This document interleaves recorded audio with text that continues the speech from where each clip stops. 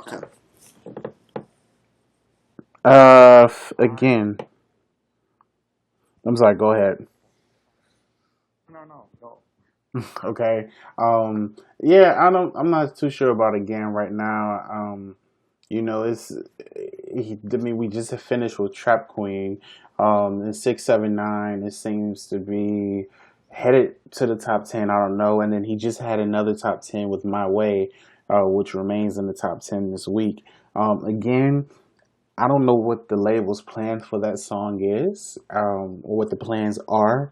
So right now, I'm gonna just say a 10, 20% chance right now, just based on, you know, just looking at numbers. I mean, it's already fallen a lot from iTunes. It was, like you said, it was number three just a while ago, and now it's like somewhere in the low 20s, probably high 30s. But I'm gonna say like 10, 20% as at the moment, because I don't know if that's gonna be an actual single. This label may push 679 now that it's heading back to the top 10, and then maybe the second pop single. Who knows? But it's also good to know that this album is coming out on September 25th. So that could fuel some popularity for the tracks that we've already heard from him and new tracks. But right now, yeah, I'm gonna say 10, 20% because I just don't know what the plans are for that song right now. Yeah, I'll agree with you. I'll say 10%.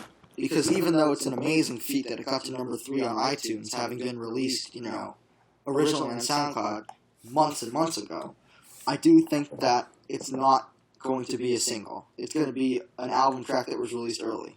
A promotional track almost, but not officially a promotional track.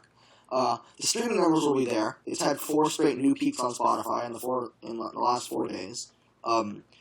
And it's obviously, I mean, it's not really holding up very well on iTunes. It's still top 30, though. So I think it'll be at least like a top 30, top 25 hit, but it won't be a top 10 because the radio support won't be there. My Way already number 1 on Urban and having big rhythmic support, top 5 there. 679 heading for number 1 on both formats. There's not really room for Again, especially with Trap Queen still getting recurrent play. There's not really room for Again to shine there. So although it won't be a top 10, still impressive to score another hit for Fetty Wap. Yeah, there's too much Fetty Wap right now. I mean, he's just crazy. He has had 2 songs in top 10 the past 3 weeks with Trap Queen and My Way. Again, it feels like the weakest of these 4 releases. And that's understandable because, I mean, you have already 3 songs being successful. Don't expect a 4th one smashing like that. I feel, again, feels like a top 30 hit, and that's as maximum, yeah. So not top 10 for him with this song. Yeah. So the next song that we'll talk about is Meek Mill's All Eyes on You featuring Nicki Minaj. I'm still confused by last week's drop on streaming. I hope Nielsen fixes this issue this week. I still don't understand what happened there and what's happening with Nielsen tracking streaming numbers. I thought top 20, but maybe not because this streaming crazy mess. If the streaming remains strong, it could move to top 10, but right now I'm not so sure. I'm not seeing a top 10 peak for this song, just because it's 68 on iTunes, so that's not very promising. And I don't think the streams will return to such a peak where it will have enough to carry it to the top 10. So yeah, I think the chances are very, very slim with that one, and they kind of missed their mark to, I guess, to push it to the top 10, because right now I think it's top 15 on rhythmic, and it's actually top 5 on urban with still some increases as well. So I mean, it's doing good on radio. But as we've talked about in previous podcasts and in discussions on ATRL, radio is not enough for a song to solely go top 10. So yeah, I'm going to say 0% because I don't see this going top 10 at all. Yeah, I'm going to agree. I'm going to say 0%. It is not going top 10. Even with the streaming numbers bounce back, it's not. It's obviously not crossing over to pop radio. On urban radio, it's going to peak soon. Bullet of only plus 347. And on rhythmic radio, not very impressive support at number 17. Sales, not there. That's all I can say at number 68. So yes, a moderate hit for Meek overall, but no, not a top 10. And the next song, and the final song that we'll talk about is at iHeart Memphis's Hit the Quan, which I've been mentioning in the iTunes thread. Potential for the next viral hit. I think if it gets the viral video, then it's got a chance to make the top 10. But right now, I'm going to put its chances around 20%. Unless it gets a viral video, obviously, then it could pull a nasty freestyle. But otherwise, it's got no radio support.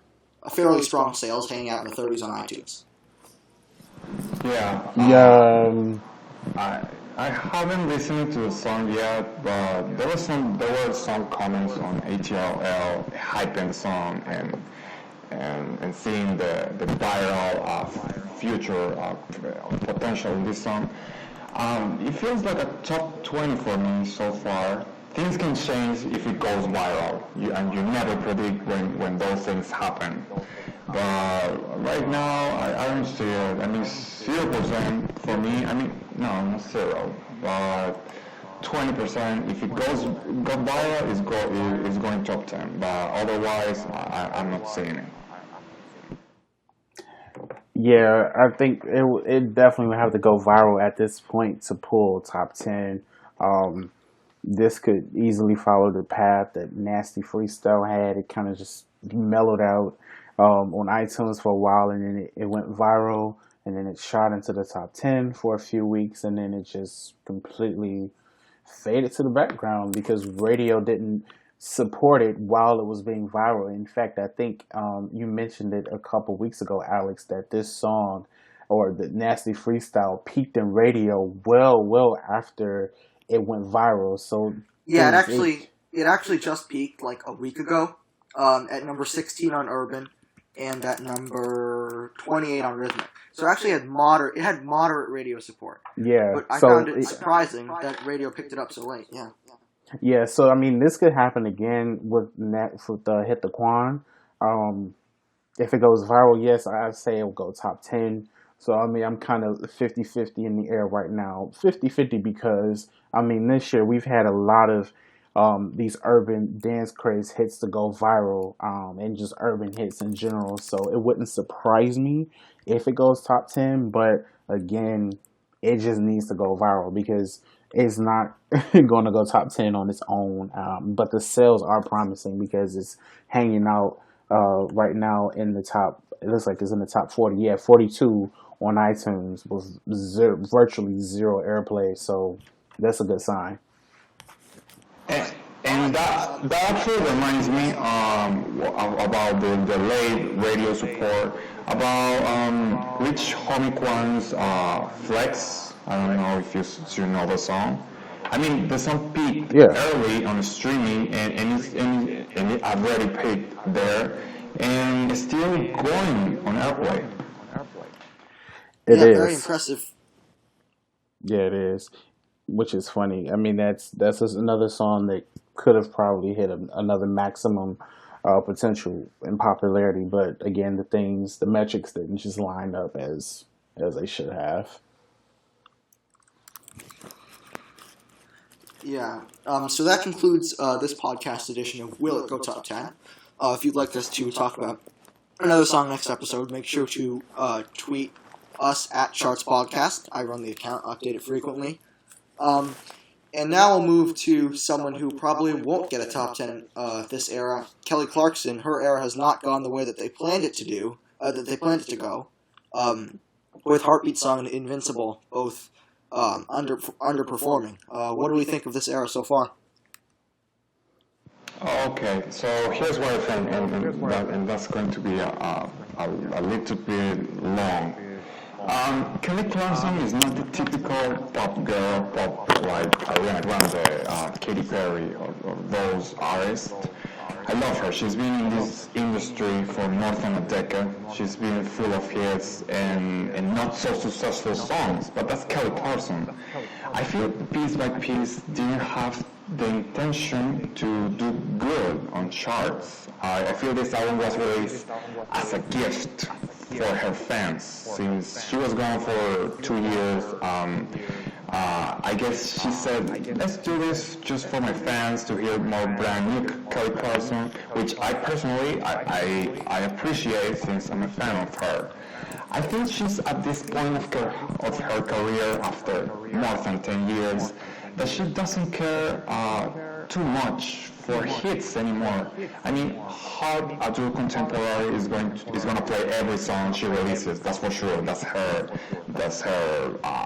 home format. But she's not promoting. She's not focused and involved this era. And you just see, she just wrote like 4 songs in the album. It's not a very personal work for her. Personally, I don't see her getting another monster hit like Stronger, What Doesn't Kill You in 2012. And you can think she needs to reinvent. Yeah, I kind of agree, but I hear Kelly Clarkson because I love her, and she's one of the greatest pop rock artists. That's her type of music, and that's what I need from her. That's what I look for her. She could work and experiment with some songs next album, but right now I don't see it happening. I don't see it like she has that interest. So I think Piece by Piece can be called like a buzz era. Mhm.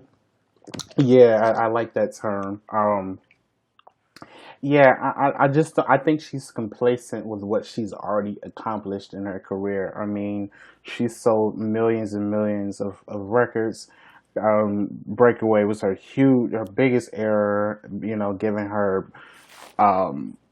basically cementing her status in pop music. So she's, in my opinion, she's already an icon in pop music. But going on to today and what she's released this year, I don't see her drive anymore. I think she's complacent with what she's done. I think she's happy, so she doesn't, put forth the necessary effort to give us something, or to give, I guess, the public something more of what they expect from her. I think her fans may be satisfied because she just released an album, and anytime when our favorite artists release songs, then hey, that's great for us. That's something new that we can listen to.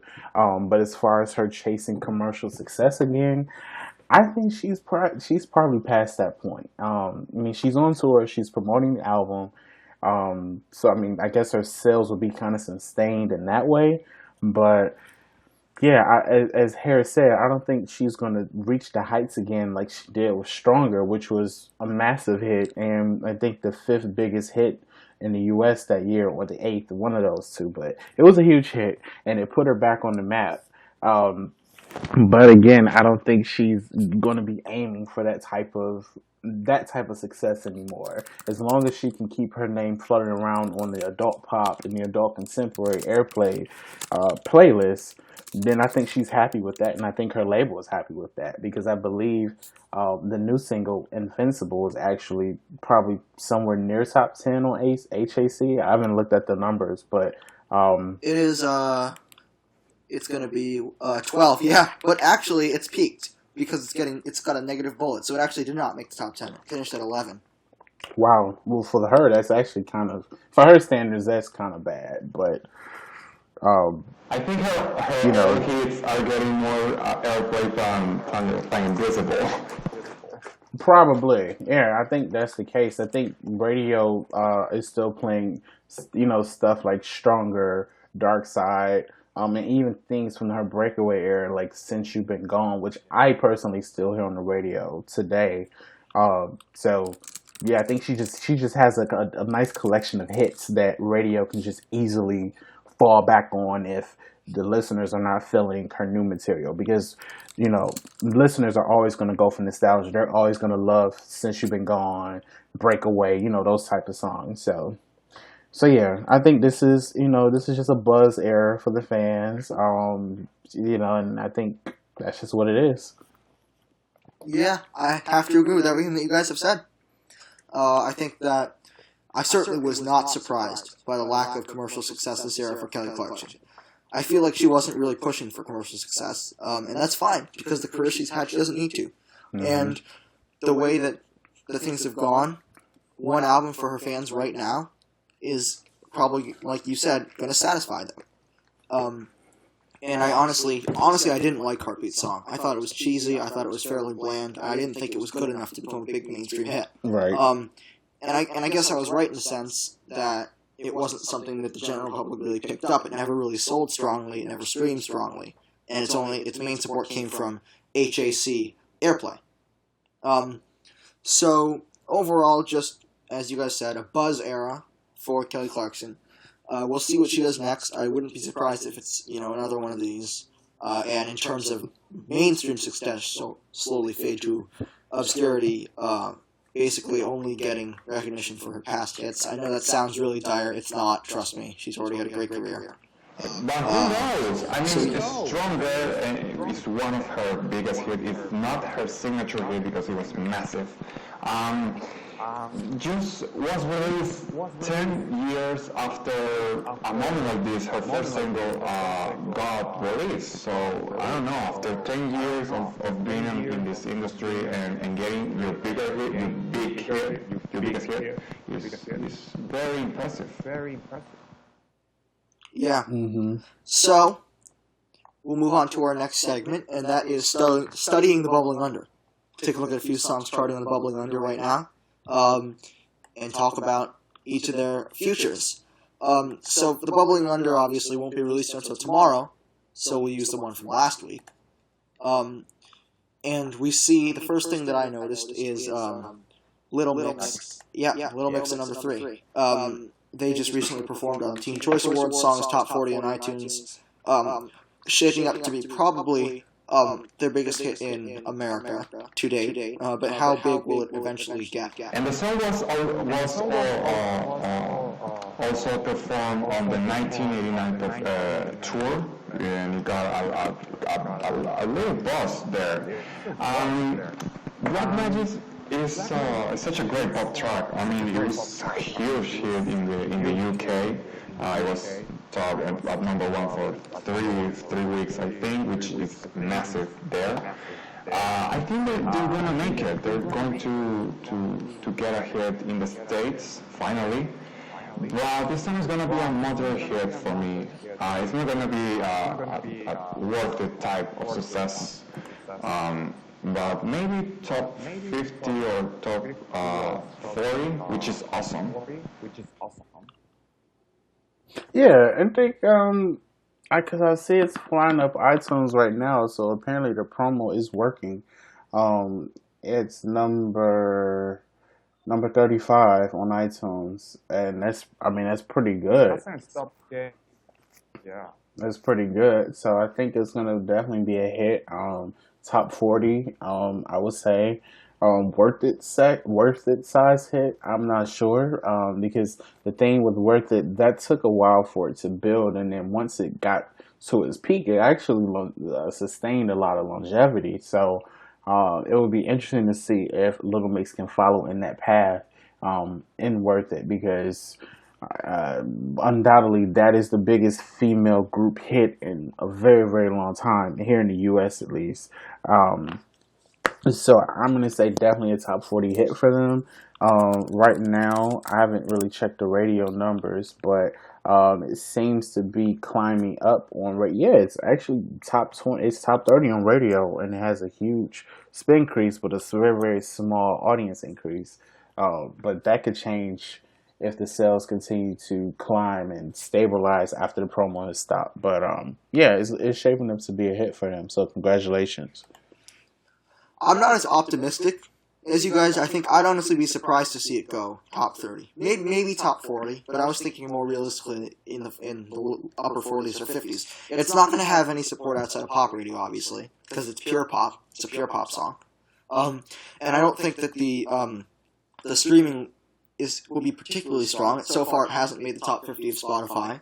But that's normal for a song, actually, that has just received one performance and was, around 100 on iTunes before. So I guess I can't really say anything about its streaming performance until it stabilizes on iTunes. If it's stable on iTunes at 50 or 60 or 70, and it's still not debuting in the Spotify top 50, then we might say, oh, okay, well, maybe it'll be a weak streamer. And that wouldn't surprise me, because other girl group hits have also been weak streamers. And we're talking relatively, because Sledgehammer wasn't a huge hit, but it was a fairly weak streamer. But I think that Black Magic has the chance to. It will definitely become their biggest hit in the United States. Wins peaked in the 70s. I can't remember where, 76, 79, somewhere there. But yes, it'll be their biggest hit. I'm not sure if it'll go top 40. It could very well with big pop radio support and good iTunes performance. It will go top 40. And the next thing I noticed... Oh, yeah, what do you want to say? No. I hope they perform. They keep performing the song, because if they don't, I don't see a nice future for them. They need, because they're unknown in the States. Yeah. I was going to say the exact same thing, actually. Like, they're going to have to keep the momentum going. It's with Fifth Harmony. Like, they performed Worth It a lot of times, and it actually stuck or became a hit. And the sustaining longevity. And I think Little Mix is going to have to kind of follow in that path where they have to just promote, and maybe see what happens. So, I agree with that. Yeah. 79. So the next thing that I noticed in the Bubbling Under was Natalie LaRose is Around the World featuring Fetty Wap at number 5. Will it even enter at this point? Flop. Nope, it's done. It's done. Honestly, I mean, it's already sliding on radio, sliding on iTunes. I didn't see any sign of it in the top 50 on Spotify. This was a flop. I mean, considering that somebody had the radio support, it had somewhat of the digital support and streaming support. This song did nothing at all. And I'm speaking straight from an objective point, because I know I troll her sometimes, but it's just looking like this song is not gonna be a hit at all. And that's just speaking purely from the numbers. And if it's number 5 on last week's Bubbling Under chart, I'm not seeing it move into the Hot 100. In fact, it's probably going to move down on the Bubbling Under chart. So, yeah, it's done. Yep, didn't even make the Hot 100. I have already lost the faith in this song, because I felt it was going it could be a hit, but it's done, like as you said. And bitch, you have Fetty Wap on your song and you don't make it a hit. Oh my God, you're going to be a one-hit wonder. Let's be honest. Yeah, I mean that was kind of shocking to see that he was on the song as well. So I thought, with the hype of him, it would easily be somewhat of a top, at least hit the Hot 100, if not top 40. But this song, it failed to launch, and it's just sad to see. But again, she could come back with another single. But yeah, this one is done. Yeah, and especially with Fetty, not a good sign for Natalie LaRose flopping with the song with like the current king of rap featured on it. So it just increases her chances of being a one-hit wonder, which is too bad for her. But it's entertaining for us to talk about. So thank you, Natalie LaRose. King Drake Express. Yeah. Well, Fetty Wap's got more songs in the iTunes Top 40, more songs on the Spotify Top 50. He's definitely going to write a song about you. I feel it. It is going to top iTunes. You'll see. Alright, and the next thing that we're going to talk about, the battle on the Billboard 200 lately. Last week, Luke Bryan won out over Dr. Dre with some refreshingly high sales. And the next week, this week, it also looks like Luke Bryan will win out with around 75,000 copies according to HDD. Really impressive from Luke Bryan, who had a big era on country, with like 6 singles on his last album. And this album already kicked the dust up, is performing well on country radio. He has a crazy loyal fan base. He's the male Katy Perry. He's a country Katy Perry. I'm sure about it. Both acts are on Capitol, and I think that's a great level because they take advantage of all the potential is on their artists. For Luke Bryan, it's impressive. I mean, it's great to have these sales. It feels like brand new air. I mean, with this music sales market. Wow, it's really impressive. Congratulations, by the way. He's going to have another big country era. I feel kick the dust up. He's going to be one of the 3 or 4, maybe 4 number 1 country hits this era. So it's looking promising. Yeah, I don't expect anything less from him. I mean, the era Crash My Party was huge. He had 6 number 1 singles on the country airplay chart, if I'm not mistaken, or at least 5. And since that's his home format, that's pretty damn good. His era lasted for about a year and a half. His last single, I think it was "I See You," reached number 41 on the Hot 100 with essentially no type of promotion. It had no video. It was just fueled by country airplay and sales, and it actually went gold in pure sales. So congrats to that. With this era, I don't see any reason why it's gonna do less than well than Crash My Party did. If he draws this out as much as he did with his previous era, then he can definitely keep the sales longevity and have at least another platinum album under his belt. So congrats to him. And as far as Dr. Dre is concerned, I don't see him actually promoting this album. So I don't think there will be any radio hits. I think this will be kind of similar to where his album just comes out and it just sells based on his name and based on the hype from the Straight Outta Compton movie, which did really well in the box office last weekend. Could he go platinum? I don't know, but the fact that he did land at number 2 nearly 30 years into his career just says that he had a very, very huge following just waiting to buy his album and satisfy everyone's thirst for an album that he had been promising since Bush was in office. So it's been a very, very long time. Yeah, it's great to see Dr. Dre having sales like this. You know, he's a rap legend.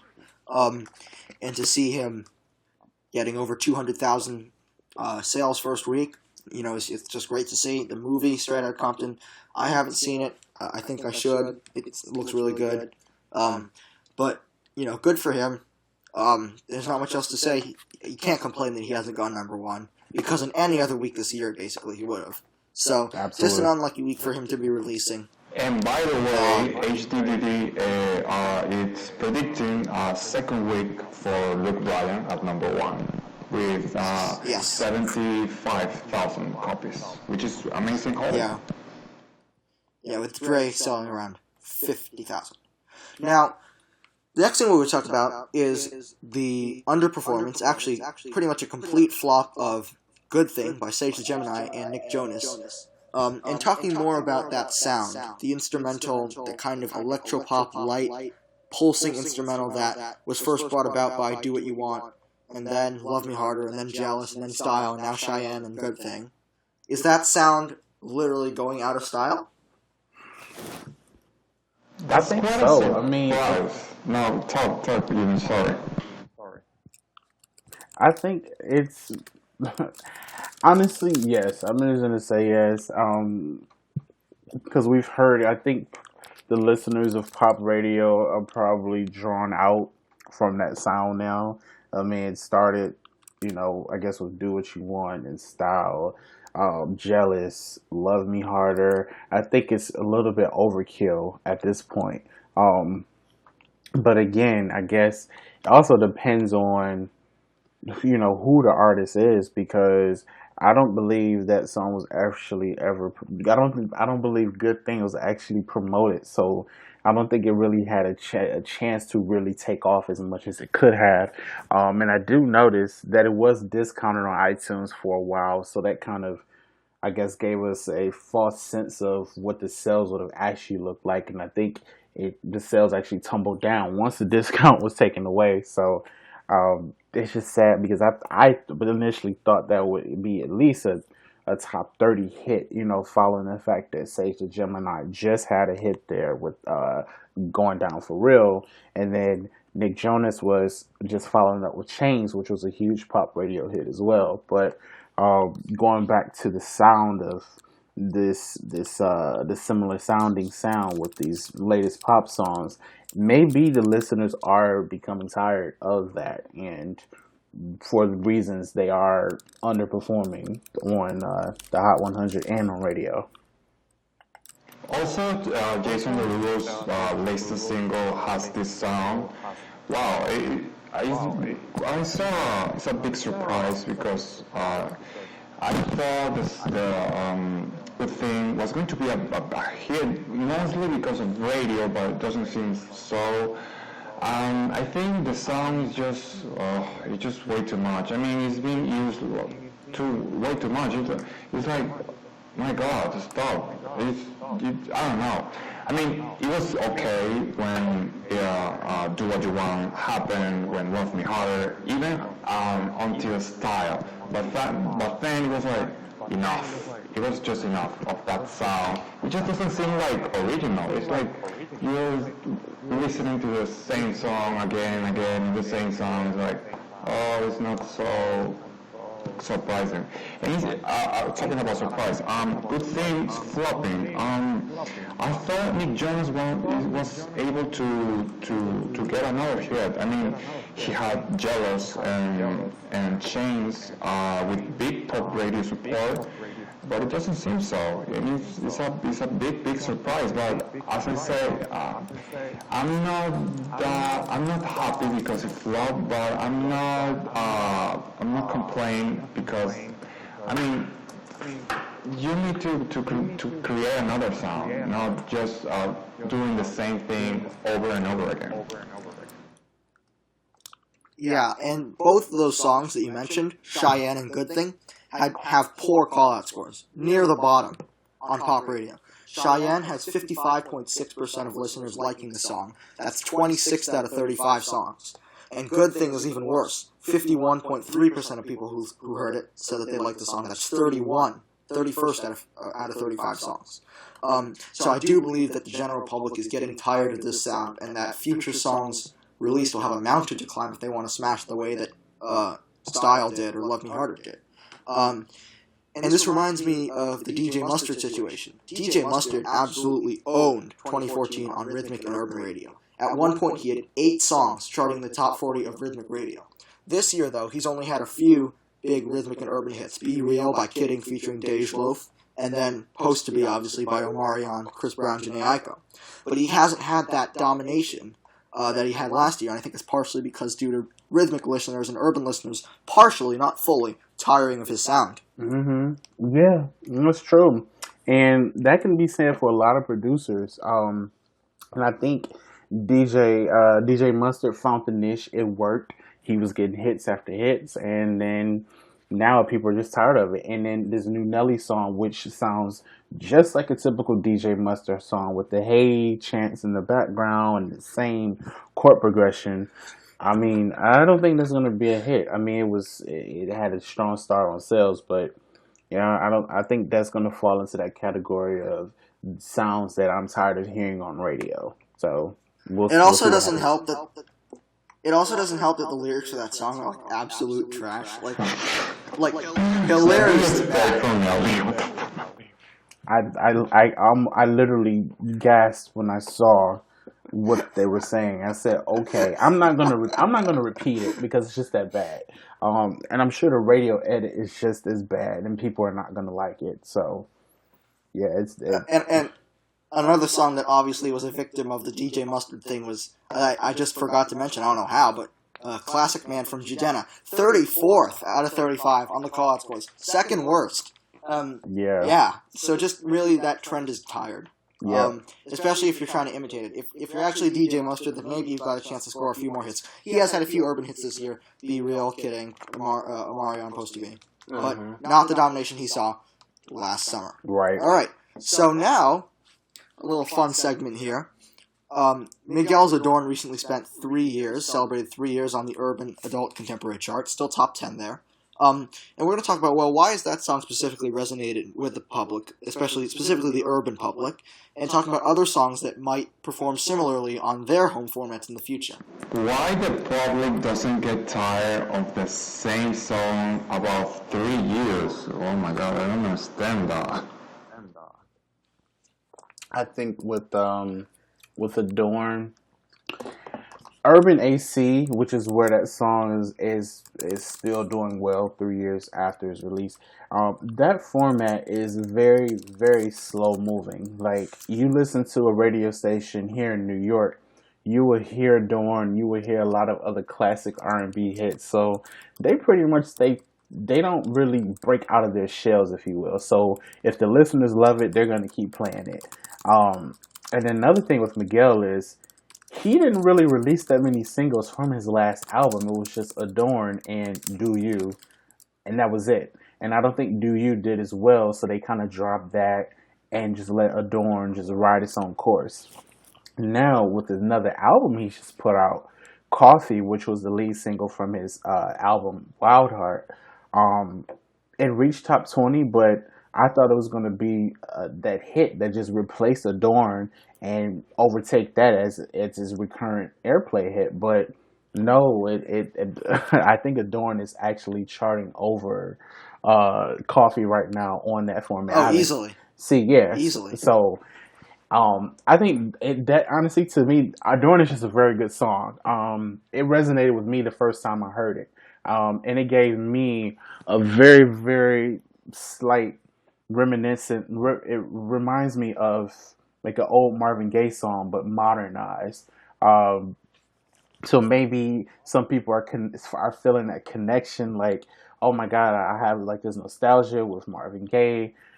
I love this song, and I think that may be one of the reasons why people are connecting with that song on that format, because again, it's 3 years later and people are still thirsty for the song on urban adult radio. So yeah, it's amazing. It's just amazing. Now, as far as like other formats, obviously you wouldn't see a pop song doing that well 3 years later on a pop radio, because their turnover rates are very, very high. Nothing stays in rotation that long on pop radio. It's you peak and you go, and then you'll get your recurrent airplay, as it goes. But I think alternative radio maybe, and probably like Christian airplay radio stations probably have those same similarities to like an adult urban radio station, but pop radio probably not. You wouldn't see that type of longevity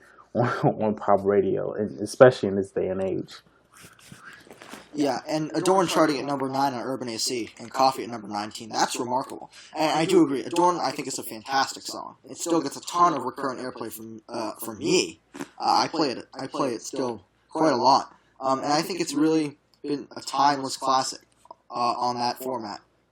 Even though the mainstream community might not be familiar with it, it really is one of those songs that every time you listen to it, still sounds fresh, still sounds like it could,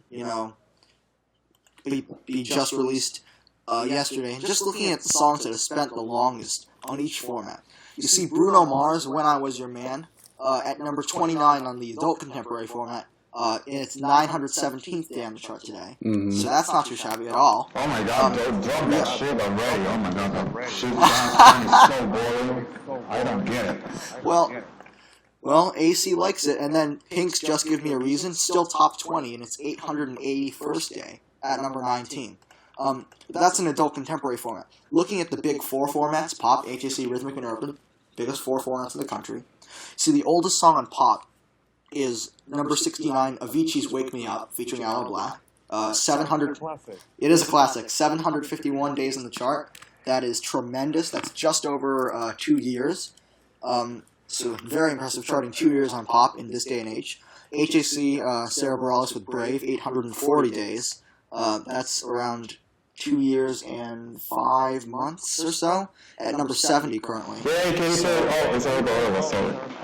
No, yeah, and the thing about that song is that it didn't even peak at number 1. If you look at the next 6 songs that have spent the most time on HAC, they all went number 1. But Brave did not. It went number 3. But it has had the most longevity by far. 840 days on the chart. That's remarkable. On Rhythmic, the song with the most days is Drake's "Hold On, We're Going Home," featuring G. Jordan. That's another classic. 741 days on the chart. It's at number 70, just like Brave is. And then on Urban, it's YG's "My Hitta," featuring Jeezy and Rich Homie Quan at number 92 and 674 days. Wow. So some really good longevity shown by those songs. And now for another segment relating to longevity. We're going to talk about songs spending more than 60 weeks on the Hot 100. How does that happen for a song? God, that's a complicated achievement. Even Shake It Off is not gonna make it. Is in its week 50. Is that number? Week number 50. It's not gonna make it. Maybe it's just these rare cases when streaming is really that strong and has the replay value of pulling big streaming numbers. How you make it? I mean, Radioactive did it because it was a crossover hit, and mostly this song spending that much time there. It's because they are hits on their home formats, alternative, mainstream rock, and then they cross over to mainstream top 40. It's happening actually with "Shut Up and Dance" by Walk the Moon. I mean, if it's not a crossover hit, it's really hard to do it. Right, because you've got songs like Uptown Funk that are not even going to spend maybe 55 weeks even. All of Me and Blurred Lines, despite being these huge, massive crossover hits, and they were crossovers. But what happened is that they peaked on all of the radio formats at the same time. So it didn't have like kind of, in essence, 2 chart runs the way that songs like Radioactive and Sail did. Now looking at the chart history for a song like All of Me, I believe it only spent 47 weeks on the Hot 100, despite being this gargantuan hit. Oh no, I'm sorry, I'm mistaken. Okay, definitely wrong on that one. All of Me was almost a 60-week song. It spent 59 weeks on the Hot 100. That surprises me. I know there were a few songs I was talking about earlier when we failed to record the podcast that only reached 47, 48 weeks on the Hot 100 and were, not overall, that were not as they didn't take as long to build up as a song like Radioactive or Sail. Now the reason that those songs did so well, obviously, is because they started on one format, peaked there, and then just in time got a push on another format, and then had a whole chart run there, and then both of those chart runs were really long. You put them together, you got 80 weeks on the Hot 100, which is ridiculous for Radioactive. But a song that has to be more than a massive hit to chart for 60 weeks on the Hot 100. It has to be more than massive. It has to be a crossover, and a crossover that takes time, and a crossover where the 2 chart runs on each format are independent almost. Because Blurred Lines only spent 48 weeks on the Hot 100, and that song was everywhere in summer 2013. It was number 1 on Rhythmic Radio for over 2 months, but it didn't even make 50 weeks on the Hot 100 because it dropped like a rock on all the formats at once. Mm-hmm. Yeah, you need... You shouldn't forget about Power Rock Anthem by LMFAO. It is not a crossover hit. It's just one of those rare cases. Yeah, and with that, I was going to say, like, yeah, you do need some type of crossover appeal that is able to be stretched out months over months. But the case with a song like I Got a Feeling or Party Rock Anthem, those songs are staple party songs. So every weekend you would see these huge boosts on iTunes, and they would just sell like crazy. And I believe for New Year's going into 2012, Party Rock Anthem zoomed right back up the iTunes charts and went right back into the top 10 on the Hot 100. So even though that song wasn't really a crossover, I mean, it was a pop and rhythmic hit, which is standard for most pop driven songs. Its sales longevity was what kept it around on the Hot 100 because it did not crash and burn like you would see most huge pop hits would do. So you would also need that factor of just having a steady sales rate. And it looks like that's the case with Uptown Funk. I mean, I know it's like somewhere in the 40s, 50s on iTunes, but um, I think "See You Again" is about to drop below Uptown Funk, which will be very, very good for Uptown Funk because that song has been around for almost a year versus "See You Again," which was just only released in March of this year. So it just goes to show you that sales between those two are, it's just interesting to see that. But lasting a very long time on the Hot 100 does require a mix of crossover appeal on radio formats and just being able to sustain a level of consumership, which would be sales in this case, and obviously recurrent airplay. Because if it drops like a rock, then you're not going to stay on the Hot 100 as long as as long as you can, basically. But what's becoming more important, increasingly important, is recurrent streaming. Now, if you look at the songs that are dropping on the Hot 100, almost all of them, the majority of their chart points are coming from streaming. Right now, "See You Again," streaming-driven hit. Uptown Funk, streaming-driven song. And Sugar when it was dropping. Thinking Out Loud when it was dropping. Streaming-driven songs. Mm-hmm. And if a song's a big hit and it's dropping, it's most likely going to be streaming-fueled while it's dropping. So a song with a big recurrent streaming total, like Uptown Funk and "See You Again," that's why "See You Again" is still in the top 10. It would be way out of the top 10 by now if it didn't have these monster YouTube views coming in every week. And Uptown Funk was top 10 for 31, 32 weeks, something like that, because it had all these crazy YouTube views and because it's doing so well on Spotify. It's still top 50 there. That's becoming something that's increasingly important. If you don't have the streaming and you only have the sales and airplay, and streaming is becoming something that's weighted more, then you're less likely to have that longevity. Even if you're a crossover hit. "Shut Up and Dance" really is the only candidate that I can see right now. It's streaming pretty well. Still in the Spotify top 50. It hasn't come close to dropping out, really, in the 30s. And it hasn't dropped like a rock on radio. Yeah, absolutely not. It's number 5 on overall radio, which is very cool.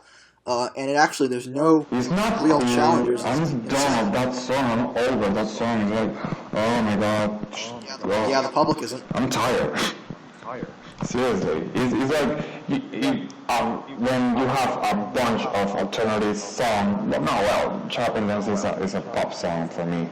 But you decide to push a generic alternative pop bomb song like "Shut Up and Dance." It's like, oh man, drop that shit. Talk about Sam Hunt. Now, Sam Hunt, "Take Your Time" was a wasted crossover smash. We talked about that last podcast.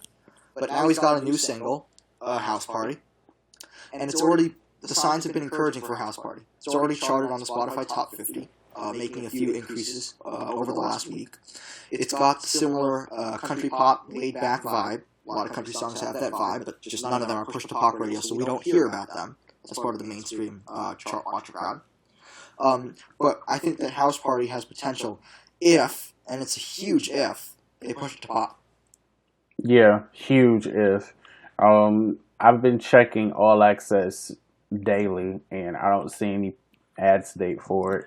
That doesn't mean that there won't be one. But now that this song is peaked at country radio, it would be the perfect time for their label, for Capitol, to send it to pop radio.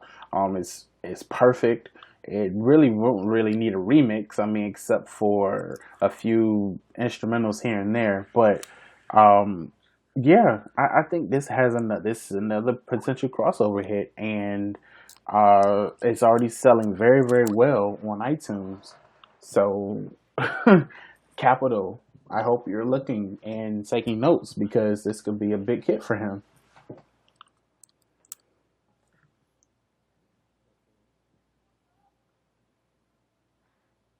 Yeah. And I think, seeing this with songs like Luke Ryan's Play It Again that have been missed crossovers, I could totally see House Party becoming one of these. Totally. 100%. But I do believe that there's potential for a mainstream hit to go top 30, top 20 on the Hot 100, top 30, top 20 on pop radio. Mm-hmm. But that's only if I'm not so sure because I was hoping Take Your Time was going to become a moderate pop radio hit, and it didn't. Yeah. Well, it wasn't pushed there, so you can hardly blame pop radio because they never actually were told to play it. I mean, you can't blame pop radio for not taking it to the top 40 when they were never even told to play it. That only happens in rare cases like Dark Horse or The Hills. And now we'll talk about Fight Song, which has had a very good run. One of the top songs so far the last 3 months. How high will it go in the Hot 100? I think it's going to be where it is. I mean, at number 6. I don't see it going higher. It's already peaked on radio. It's has already peaked on sales. Streaming is like pushing, but it's just like increasing the latest numbers. It's just about to get to its peak there. So it's not so, there's not so much future for the song. Yeah, I agree. I piggyback what you just said. I think 6 will be its peak because everything else in the top 5 seems to is going to stick around for maybe a few more weeks. I don't see the Hills dropping back down and Cheerleader Can't Feel My Face and the other songs that are in the top 5. I don't think they're going to drop to allow Fight Song to peak in the top 5. But it's amazing how this song has just stuck around after many of us, including myself, thought that the initial hype after the Taylor Swift promo and just the commercial promotion that she had would just fade away, and actually it helped the song to sustain the longevity that it's had for pretty much for the whole summer. So congrats on that. But as far as another peak, I think number 6 will be his peak, which is very good for someone who's been trying to break through for years. So that's very, very impressive. Yeah. Well, that about wraps it up today. Had a lot to talk about. Got it all in. Actually, below my estimate of 115 minutes. It's only been, almost 105. So that's not bad. Anyways, if you've got any questions that you'd like us to answer on episode 4, make sure to tweet them to @ShartsPodcast on Twitter. I run the account. I'm on there frequently. I'll answer your questions. Or post it in the official ATRL Charts Podcast thread that I also try to update a lot. Or you could, that's how you ask us questions. And we will answer them. Answered a lot on this podcast. Hopefully answer a lot on the next podcast. So hope you enjoyed it. And please don't let this to flop. Please, I'm desperate. I have a meltdown. Sorry. Yeah, well, we were having some pretty good promo in the Hot 100 thread earlier today, thanks to you, Mitch. So Yes. yeah, the promos. The power of image on ATRL is real. Those ratings are gonna go up. Tonight it's gonna be the most watched episode. Most watched. What am I saying? This is a podcast. Most listened to episode, I hope. But we'll see. And the more we do, hopefully, the more recognition we get. But yeah, that's being optimistic. All right. That's that, anyways. And we'll see you for episode 4. Thanks for tuning in. Thank you. See you guys. Thank you. Bye.